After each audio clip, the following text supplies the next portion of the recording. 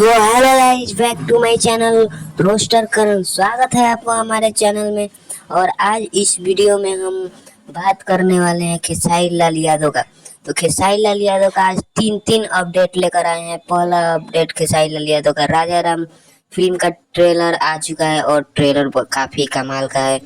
और खेसारी लाल यादव जो सॉन्ग है खेसारी लाल यादव का दीवाना बदमाश हो जाए, और इस सॉन्ग पे किस व्यक्ति या किस एक्टर को टारगेट किया गया ये हम आपको लास्ट तक बताएंगे। वीडियो में बने रहें। खेसारी लाल यादव का ट्रेलर आपके स्क्रीन पर है। वो चेहरा भगवान श्री राम का है।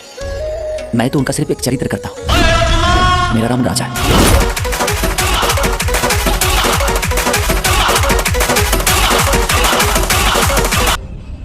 वो कमेंट करके बताओ खेसारी लाल यादव का ये ट्रेलर कैसा लगा। और खेसारी लाल यादव का एक नया अपडेट है, जो खेसारी लाल यादव पटना के स्टाइल बाजार में एक मॉल खुला है। उस स्टाइल बाजार का खेसारी लाल यादव प्रमोशन कर रहे हैं और बहुत ही सारा पैसा कमा रहा है। तो आपके स्क्रीन पे है खेसारी लाल यादव का स्टाइल बाजार।